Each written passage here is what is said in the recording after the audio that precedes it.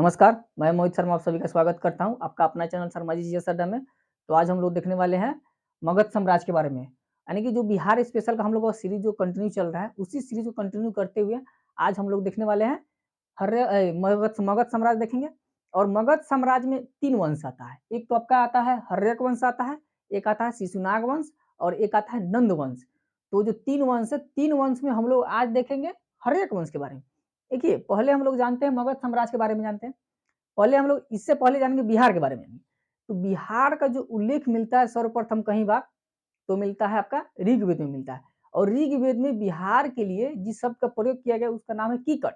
अब क्वेश्चन पूछा जाता है कि ऋग्वेद में बिहार के लिए किस शब्द का प्रयोग किया गया है? कीकट शब्द। अब ऐसा नहीं है कि बिहार का उल्लेख केवल ऋग्वेद में ही मिलता है। ऋग्वेद के अतिरिक्त आपका अथर्ववेद या पंचविश में भी मिलता है, और अथर्ववेद या पंचविश में बिहार के लिए व्रात शब्द का प्रयोग किया गया है। अब उसके बाद क्या होता है, देखिए बिहार में जो आर्यों का आगमन होता है ना, 1000 ईसा पूर्व से लेकर 600 ईसा पूर्व के मध्य बिहार में आर्यों का आगमन होता है। वहीं 600 ईसा पूर्व के मध्य क्या होता है, भारत में 16 महाजनपदों का उदय होता है। और उस 16 महाजनपद में 3 महाजनपद आपका बिहार में है। अब 3 महाजनपद कौन-कौन है? मगध है, वज्जी है या संघ है। सॉरी, मगध, वज्जी और अंग, 3 महाजनपद आपका बिहार में है। उसी 3 महाजनपद के बारे में हम लोग देखेंगे, मतलब कंटिन्यू बाय कंटिन्यू देखेंगे। तो पहले हम लोग देखेंगे, देखिए हुआ क्या कि जो बिंबिसार था, बिंबिसार जो अंग महाजनपद था, उसको पराजित कर अपने मगध में मिला लिया। वहीं उदयन था, सॉरी अजातशत्रु, अजातशत्रु क्या किया, वज्जी को पराजित कर, वज्जी संघ को पराजित कर उसने अपने मगध में मिला लिया। अब यहाँ से खेला स्टार्ट होता है किसका? मगध के बारे में। तो देखिए मगध जो था ना, मगध का सर्वप्रथम अगर कहीं उल्लेख मिलता है तो आपका मिलता है अथर्ववेद में मिलता है। कहाँ मिलता है? मगध का सर्वप्रथम उल्लेख आपका अथर्ववेद में मिलता है। और वैदिक साहित्य में मगध के लोगों के लिए किस चीज का प्रयोग किया गया, ये भी क्वेश्चन पूछा जाता है। क्या क्वेश्चन पूछा जाता है कि मगध का उल्लेख सर्वप्रथम कहाँ मिलता है? तो मगध का सर्वप्रथम उल्लेख अथर्ववेद में मिलता है। और वैदिक साहित्य में मगध के जो लोग था उसके लिए किस शब्द का प्रयोग किया गया है? तो उसके लिए व्रात शब्द का प्रयोग किया गया है। व्रात शब्द का मतलब क्या होता है? व्रात शब्द का मतलब होता है पतित होता है। देखिए क्वेश्चन यहाँ से ही बनता है, जो अभी बीपीएससी का जो ट्रेंड चला हुआ है ना, वो ट्रेंड के अकॉर्डिंग बता रहे हैं कि क्वेश्चन आपका इधर से बनेगा। अब ये नहीं पूछेगा व्रात शब्द का उल्लेख मिलता है, अब इससे पूछेगा इसका मतलब क्या होता है, तो मतलब क्या हो जाएगा? पतित इसका मतलब हो जाएगा। अब देखिए, अब आते हैं, देखिए मगध का उल्लेख महाभारत में मिलता है। मगध का उल्लेख ऐसा नहीं कि केवल अथर्ववेद में मिलता है, अथर्ववेद में तो मिलता ही मिलता है। अब मगध का उल्लेख महाभारत में मिलता है। जिसे बीपीएससी में जो क्वेश्चन पूछा जाता है, जो ऑप्शन दिया जाता है, ऑप्शन नंबर ई है, ऑप्शन नंबर डी है। ऑप्शन नंबर ई में क्या करेगा कि एक से मतलब अधिक, ऑप्शन नंबर डी में इनमें कोई नहीं। अब क्वेश्चन अगर डाल दे कि मगध का उल्लेख कहाँ मिलता है, एक तो दे देगा अथर्ववेद में, option number A, option number B दे देगा महाभारत में दे देगा, ऑप्शन नंबर सी दे देगा रामायण में दे देगा, और ऑप्शन नंबर डी इनमें से कोई नहीं, और ऑप्शन नंबर ई इनमें से एक से अधिक। तो उस सिचुएशन में क्या हो जाएगा अपना, अगर ऑप्शन नंबर अगर अथर्ववेद भी दिया रहे, महाभारत भी दिया रहे, दो अगर ऑप्शन दिया रहे ना, तो मेरा ऑप्शन क्या हो जाएगा? ऑप्शन नंबर डी सही हो जाएगा। कारण क्या है कि एक और दो मतलब दो दोनों हो जाएगा। वहीं जो अगर सीडीपीओ वाला एग्जाम देखते या बिहार दरोगा वाला एग्जाम देख ले, तो उसमें ऑप्शन नंबर ई नहीं दिया रहा, ऑप्शन नंबर केवल डी दिया रहता है, तो उसमें केवल एक ही हो जाएगा। ठीक है, अब चलते हैं हर्यक वंश। देखिए हर्यक वंश का जो शासन काल था वो कब से कब तक था? तो हर्यक वंश का शासन काल 544 ईसा पूर्व से लेकर 412 ईसा पूर्व तक हर्यक वंश का शासन काल था। अब हर्यक वंश में कितने शासक आए? तो हर्यक वंश में 4 मतलब शासक तो आए, लेकिन जो महत्वपूर्ण है, जो जहां से मेरा क्वेश्चन बनता है उसको हम लोग देखेंगे। तो प्रथम शासक था बिंबिसार। अब बिंबिसार, देखिए बिंबिसार जो था ना, हर्यक वंश का संस्थापक भी था। क्वेश्चन पूछा जाता है कि हर्यक वंश का संस्थापक किसे माना जाता है? तो हर्यक वंश का संस्थापक बिंबिसार को माना जाता है। अब बिंबिसार का शासनकाल 544 ईसा पूर्व से लेकर 492 ईसा पूर्व तक माना जाता है। और बिंबिसार को श्रोणिक नाम से भी जाना जाता है। एक तो इसका बिंबिसार नाम हो गया। अब जो क्वेश्चन पूछा जाता है, नाम से क्वेश्चन नहीं पूछा जाता है, अब इसका उपनाम। तो उपनाम क्या है? श्रोणिक इसका उपनाम है। किसका? बिंबिसार का उपनाम श्रोणिक है। देखिए हम लोग जो टॉपिक जो कर रहे हैं ना, ये प्रीवियस ईयर क्वेश्चन के अकॉर्डिंग कर रहे हैं। कारण क्या है कि हम लोग उसी चीज को पढ़ेंगे ना, जहाँ से मेरा क्वेश्चन बनता है। ऐसे पढ़ने के लिए तो समुद्र है, समुद्र को हम लोग नहीं पढ़ना है। अब उसी समुद्र में से छाँट कर पढ़ना है कि क्या चीज़ हमको पढ़ना है और क्या नहीं पढ़ना है। तो उसके लिए आप लोग निश्चिंत रहिए, हम खुद बता देंगे कि क्या पढ़ना है, क्या नहीं पढ़ना है। मेरे पास पूरा प्रीवियस ईयर क्वेश्चन है, उसी के अकॉर्डिंग आप लोग को सेशन अवेलेबल करवाया जाएगा। तो देखिए, अब नेक्स्ट देखते हैं कि हर्यक वंश का संस्थापक बिंबिसार को माना जाता है और बिंबिसार का एक उपनाम भी है जिसे श्रोणिक कहा जाता है। बिंबिसार का उपनाम श्रोणिक है और इसका शासनकाल 544 ईसा पूर्व से लेकर 492 ईसा पूर्व तक बिंबिसार का शासनकाल माना जाता है। अब एक और क्वेश्चन इससे निकलता है कि अंग को सर्वप्रथम मगध में किसने मिलाया? क्वेश्चन यहाँ से बनता है कि अंग को सर्वप्रथम मगध साम्राज्य में किसने मिलाया? तो आपका बिंबिसार हो जाएगा। बिंबिसार ही सर्वप्रथम अंग को मगध में मिलाया और वज्जी को सर्वप्रथम अजातशत्रु मिलाया था अथी में, मगध में। अब आगे देखते हैं, देखिए ये जो बिंबिसार था ना, लिच्छवी नरेश चेटक की पुत्री थी चलना। अब इसका देखिए, बिंबिसार का शादी 3-3 गो हुआ था। ये मतलब 3-3 गो राजकुमारी से शादी किया हुआ था। किससे किससे किया था? देखो, लिच्छवी नरेश चेटक की पुत्री थी चेलना। चेलना से शादी किया था कौन? बिंबिसार। अभी चेलना कौन था? सॉरी कौन थी? तो ये चेटक की पुत्री थी जो लिच्छवी नरेश की थी। लिच्छवी नरेश चेटक की पुत्री चेलना थी। वहीं कौशल नरेश प्रसेनजीत की बहन कौशला देवी से, देखिए एक तो ये किया लिच्छवी नरेश चेटक की पुत्री चेलना से किया और वही सेकंड कौशल नरेश प्रसेनजीत की बहन थी कौशला देवी। कौशला देवी से शादी किया और मद्र राज की राजकुमारी क्षेमा से भी मतलब शादी किया। 3-3 को शादी किया। अब इसको जो शादी किया था ना, प्रसेनजीत से किया था, प्रसेनजीत की बहन कौशला देवी से, जो कौशल नरेश की राजकुमारी थी। अब इसको दहेज में मिला कसिया ग्राम। अब यहाँ से क्वेश्चन बनता है कि बिंबिसार को कसिया ग्राम किससे दहेज स्वरूप मिला था? तो मिला था कौशल नरेश प्रसेनजीत से। कौशल नरेश जो वहां का जो मतलब राजा था, प्रसेनजीत था, ठीक है। और प्रसेनजीत की बहन कौन थी? कौशला देवी। अब उससे शादी किया बिंबिसार। अब बिंबिसार जब शादी करेगा तो अब कहेगा अब हमको दहेज में दीजिए। तो ये दहेज में कौन मिला इसको? कसिया ग्राम मिला दहेज में। ये 3-3 को शादी किया था, मतलब ये याद रखिएगा कि उसकी पत्नी का नाम क्या है। हालांकि क्वेश्चन भी पूछा जा सकता है कि बिंबिसार के निम्नलिखित में से कौन कौन बिंबिसार की पत्नी थी। तो एक तो हो जाएगा कौशला देवी, सेकंड चेलना हो जाएगा और तीसरा का क्षेमा, राजकुमारी क्षेमा। 3 उसकी पत्नी का नाम था। अब देखिए, अब बिंबिसार के बारे में क्या क्वेश्चन पूछा जाता है उसको हम लोग देखेंगे। एक तो पूछा जाता है कि भारतीय इतिहास में पहला ऐसा शासक था जिसने अस्थाई सेना रखा। इससे पहले हालांकि कोई भी ऐसा मतलब शासक नहीं था जो अस्थाई अपने मतलब अपने राज्य में अस्थाई सेना रखता था। अस्थाई सेना रखता था यानी कि कभी युद्ध हुआ तो क्या किया, जब युद्ध के समय अपना सेना बहाल करता था, फिर युद्ध खत्म, फिर अपना सेना सब अपना अपना कारोबार में लग जाता था। लेकिन यह क्या किया बिंबिसार कि युद्ध हो तो भी ठीक है, नहीं हो तो भी ठीक है। यानी कि युद्ध के समय और युद्ध के ना भी समय ये अपने सेना को अस्थायी कर दिया कि आप मेरे पास रहो परमानेंट, आपको परमानेंट सैलरी दिया जाएगा। लेकिन वही पहले क्या होता था कि सेना को युद्ध के समय ही बहाल किया जाता था और युद्ध जब खत्म फिर सेना अपना अपना काम में लग जाता था। तो क्या किया, पहला भारतीय इतिहास का पहला शासक था जिसने अस्थाई सेना रखा, इसलिए इसे सैन्य नाम से भी जाना जाता है। अब देखिए, अब क्वेश्चन कहाँ से फंसेगा? क्वेश्चन ये फंसेगा कि बिंबिसार को किस किस उपनाम से जाना जाता है। तो बिंबिसार को 2 उपनाम से जाना जाता है। ये मतलब ध्यान में रखिए, कारण है कि यहाँ से क्वेश्चन फंसने वाला लगता है। एक तो इसे सैन्य और एक श्रोणिक। क्वेश्चन स्टेटमेंट हालांकि स्टेटमेंट में देकर भी पूछा जा सकता है कि सैन्य नाम और श्रोणिक नाम से किसे जाना जाता है। तो आपका बिंबिसार को सैन्य और श्रोणिक नाम से जाना जाता है बिंबिसार को। और देखिए, सैन्य नाम जो है किस लिए इसको जाना जाता है, इसको जानने के पीछे कारण क्या है? यह भारतीय इतिहास में पहला ऐसा शासक था जिसने क्या किया कि अपने साम्राज्य में अस्थाई सेना प्रथम बार रखा था। इसी अस्थाई सेना रखने के कारण ही इसे सैन्य नाम से जाना जाता है। किसको? बिंबिसार को जाना जाता है। अब आगे क्या बढ़ता है कि सर्वप्रथम अपनी सेना में हाथी का प्रयोग भी यही किया था।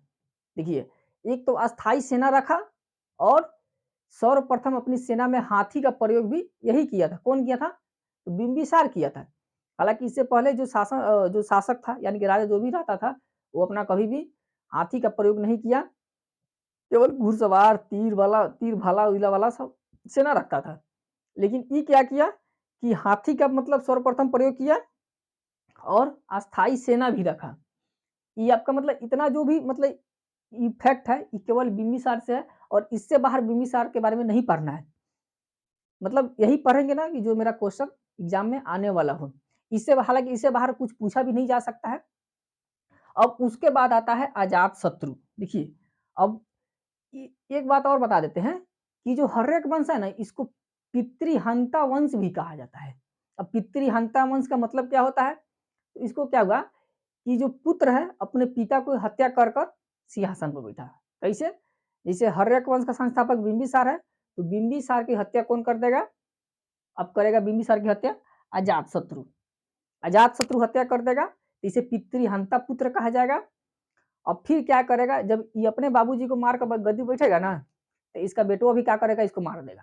इसका बेटवा कौन है? तो इसका बेटवा है उदयन। अब उदयन क्या करेगा कि इसको अजातशत्रु को मारकर गद्दी पर बैठ जाएगा। मतलब इसका खानदानी नहीं होता, खानदानी चला आ रहा है कि अपने बाबा-दादा को मार-मार कर गद्दी पे बैठना है। इसलिए इसे पितृहंता वंश भी कहा जाता है। किसको? हर्यक वंश को पितृहंता वंश कहा जाता है। कारण क्या है? कि अपने पिता की हत्या कर गद्दी पर बैठता था। अब बात करते हैं अजातशत्रु का जो उपनाम था, उसे कुनिका भी नाम से जाना जाता है। सॉरी कुनिक, कुनिक नाम से भी अजातशत्रु को जाना जाता है। और अजातशत्रु का शासनकाल 494 से 461 ईसा पूर्व के मध्य अजातशत्रु का शासनकाल रहा जाता है। इसने क्या किया था? वज्जी संघ को सर्वप्रथम मगध में यही मिलाया था। क्वेश्चन एक बार बीपीएससी में पूछा गया है कि वज्जी संघ को सर्वप्रथम मगध में किसने मिलाया? तो वज्जी संघ को सर्वप्रथम मगध में मिलाने वाला जो शासक था, वो अजातशत्रु था। अजातशत्रु कहे तब या कुनिक कहे तब। कारण क्या है कि अजातशत्रु का ही उपनाम क्या है? कुनिक नाम है। अब आगे आता है, देखिए इसके शासनकाल में 3 महत्वपूर्ण युद्ध हुए। उसी 3 युद्ध को हम लोग देखेंगे। हालाँकि इसके बारे में ज़्यादा कुछ डिटेल से पढ़ना नहीं है। मतलब इसके शासनकाल में केवल जो 3 महत्वपूर्ण युद्ध हुए ना, उसी के बारे में आज हम लोग देखने वाले हैं। देखिए, प्रथम युद्ध हुआ कौशल नरेश प्रसेनजीत को पराजित कर पुत्री वजीरा से विवाह कर काशी क्षेत्र दहेज में लिया। प्रथम बार क्या किया, जो इसका प्रथम जो फर्स्ट युद्ध हुआ था, इसमें कौशल नरेश प्रसेनजीत को पराजित किया। ठीक है, कौशल नरेश प्रसेनजीत को पराजित किया और उसकी पुत्री थी वजीरा, वजीरा से विवाह किया। और क्या करेगा, देखिए जब ये किसी को युद्ध में पराजित करेगा ना, ये अब क्या करेगा, किसी के ऊपर संधि थोपेगा, कहेगा कि हम तो आपको युद्ध में पराजित कर दिए, अब आप हमसे संधि कीजिए। अब संधि क्या कीजिएगा, वो आपके ऊपर डिपेंड नहीं करता, वो मेरे ऊपर डिपेंड करता है कि हम आपसे क्या लेंगे, आपको क्या देंगे। तो ये क्या किया, ये पराजित किया किसको? कौशल नरेश प्रसेनजीत को पराजित किया। अब प्रसेनजीत को पराजित करेगा यानी कि युद्ध में उसको हरा देगा। अब कहेगा आप आइए चचा बैठिए मेरे साथ, अब हमसे संधि कीजिए। और संधि क्या करेगा, कहेगा आपकी जो बिटिया है ना, बिटिया से मेरा ब्याह करा दीजिए। तो बेचारा क्या करेगा, ये तो ऑलरेडी पहले हारा हुआ है युद्ध में, तो इसके पास तो मजबूरी है।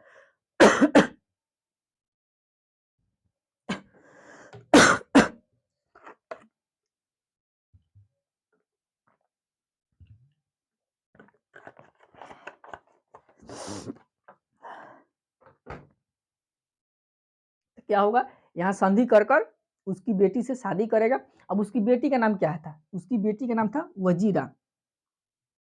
अब क्वेश्चन यहाँ से क्या फंसाया गया कि अजात शत्रु का प्रथम वो कौन सा युद्ध था जिसमें क्या किया, कौशल नरेश प्रसेनजीत को पराजित कर उसकी पुत्री से विवाह किया। तो पुत्री कौन हो जाएगा, वजीरा इसकी पुत्री हो जाएगी। और दहेज स्वरूप काशी क्षेत्र, जो आज का जो बनारस है ना, उस काशी क्षेत्र को क्या करेगा, जबरदस्ती दहेज स्वरूप लेगा।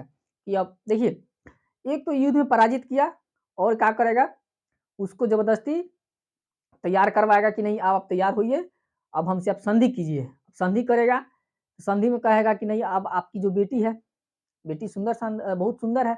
राजा महाराजा की बेटी भी तो वो तो किसी तरह होगी नहीं, वो तो होगी जो भी हो तो मतलब खूब ब्यूटीफुल होगी। तो अब ये क्या करेगा, उसकी बेटी पर इसका दिल चल जाएगा। अब दिल चल जाएगा तो कहेगा कि नहीं अब आप मेरी अपना बेटी से मेरा शादी करवाइए। और जब शादी कर लेगा ना, तो अब देखेगा कि अब शादी कर लिए, इसे इसका मन नहीं भरेगा, कहेगा अपन को कुछ और माँगता है।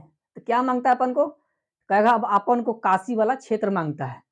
तो ये अब माथा पर हाथ धरेगा, अब ये कहेगा कि एक तो युद्ध में हमको कूटा भी, मारा भी, मेरा सेना का भी नुकसान हुआ, सब चीज़ नुकसान क्षति पहुँचाया, मेरी बेटी से भी शादी किया, अभी कह रहा है दहेज में, ज़बरदस्ती दहेज में कह रहा है हमको काशी दीजिए। इसके पास तो मजबूरी है, तो ये कहेगा कि ठीक है, ले जाओ। ये क्या करेगा? काशी को दहेज दे दिया, ठीक है? अब इसके शासनकाल में जो सेकंड युद्ध होता है, वो दूसरा युद्ध होता है। अब दूसरा युद्ध कहाँ हुआ? वैशाली में हुआ। और वैशाली में जब होगा ना, तो क्या किया? पाटलीग्राम को सैन्य छावनी में निर्माण करवाया। देखिए, पाटली जो ग्राम था, जो आज का जो पटना है, वो पहले पाटलिपुत्र हुआ करता था। उसके पहले पाटलीग्राम के नाम से जाना जाता था। तो पाटलिपुत्र को क्या किया? सैन्य छावनी का निर्माण करवाया पाटलिपुत्र में। यानी कि जो आज का जो पटना, वहाँ सैन्य छावनी का निर्माण करवाया, जिसे आगे चलकर पाटलिपुत्र कहलाया गया। और बाद में वही पाटलिपुत्र मगध का क्या बना? राजधानी बना, जो उदयन के द्वारा पाटलिपुत्र को प्रथम बार मगध का राजधानी बनाया जाता है। पहले मगध का राजधानी कहाँ था? वैशाली था। उसके बाद वैशाली से ट्रांसफर कर कर पाटलिपुत्र को बनाया जाता है। तो क्वेश्चन पूछा जाता है कि मगध को सर्वप्रथम राजधानी किसने बनाया? तो मगध को सर्वप्रथम राजधानी उदयन बनवाया था। लेकिन वहीं एक और क्वेश्चन बीपीएससी में पूछा गया है कि मगध का सर्वप्रथम राजधानी पाटलिपुत्र को किसने बनवाया? तो उसमें ऑप्शन में आपका उदयन नहीं था, उसमें ऑप्शन में था चंद्रगुप्त मौर्य था। हालांकि बीपीएससी के द्वारा चंद्रगुप्त मौर्य को ही माना गया है। कारण क्या है? उसमें मगध नहीं था, इसलिए चंद्रगुप्त मौर्य को माना गया था। अब थर्ड जो उसके शासनकाल में जो तृतीय युद्ध होता है, वो क्या करेगा? तृतीय युद्ध में लिच्छियों को पराजित करने के पश्चात मल्ल पर आक्रमण कर अपने साम्राज्य में मिला लिया। अब किसको मिला लेगा? देखिए, एक तो तीसरा जो उसके शासनकाल में युद्ध हुआ, तो लिच्छवी को पराजित करेगा, और उसके बाद जो मल्ल था ना, मल्ल को अपने साम्राज्य में मिलाएगा। किस साम्राज्य में? तो मल्ल को मगध में मिलाएगा। क्वेश्चन यहाँ से भी बनता है कि मल्ल को सर्वप्रथम मगध में किसने मिलाया? तो मल्ल को सर्वप्रथम मगध में मिलाने वाला शासक अजात शत्रु यानी कि कुनिक था। इसके शासनकाल में मतलब इतना ही, मतलब इसके मतलब शासनकाल में जो भी फैक्ट है, जो याद रखने वाला है, वो 3 है। इसके शासनकाल में 3 युद्ध हुआ था, मतलब इससे अधिक इसके बारे में हम लोग को नहीं पढ़ना है। अब आता है, इसके बाद आता है उदयन। देखिए, उदयन के बारे में जो क्वेश्चन पूछा जाता है, 1-2 क्वेश्चन ही पूछा जाता है, इससे बारे में इससे नहीं क्वेश्चन पूछा जाता है। एक तो इसका शासनकाल 661 ईसा पूर्व से 445 ईसा पूर्व तक उदयन का शासनकाल माना जाता है, और ये जैन धर्म का समर्थक था। उदयन जो था ना, जैन धर्म का समर्थक था। क्वेश्चन यहाँ से पूछा जाता है कि निम्नलिखित में से जैन धर्म का समर्थक कौन है? तो उदयन को जैन धर्म का समर्थक माना जाता है, और इसका शासनकाल 661 से 445 ईसा पूर्व के बीच इसका शासनकाल किसका? उदयन का है।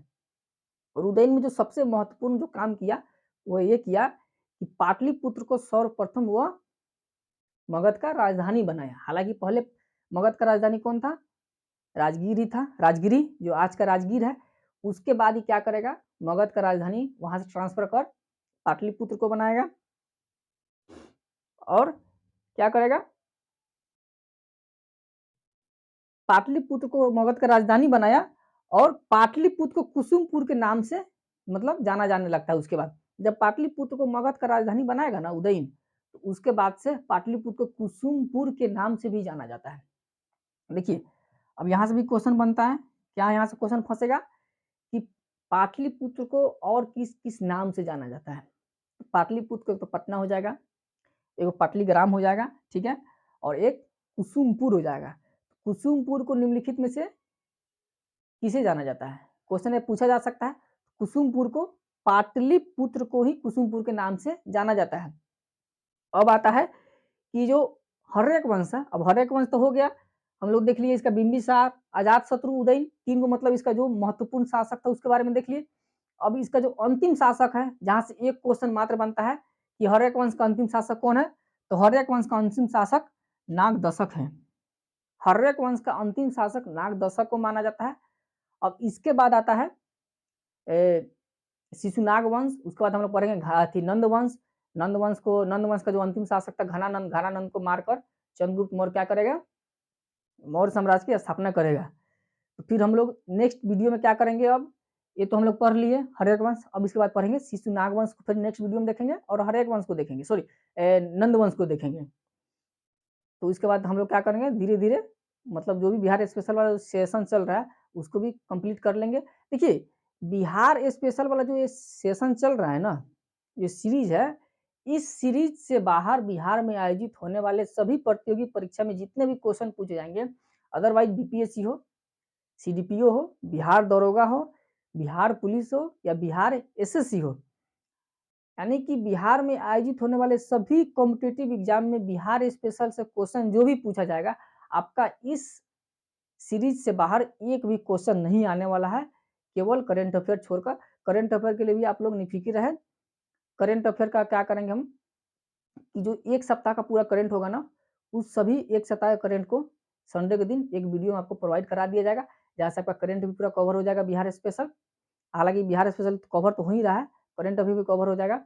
और आप लोग को एक बात बता दूँ, अगर आप इस चैनल पर नए हैं, तो क्या कीजिए, प्लीज़ इस चैनल को सब्सक्राइब कर लीजिए तथा अधिक से अधिक इसको शेयर कीजिए, ताकि अपना परिवार बहुत जल्द मतलब 1000 पूर जाए। जिस दिन 1000 पूर जाएगा ना, उस दिन आप लोग को एक उपहार मतलब दिया जाएगा, और क्या होगा, जिस दिन 1000 पूर जाएगा, उस दिन आप लोग को घोषित कर दिया जाएगा।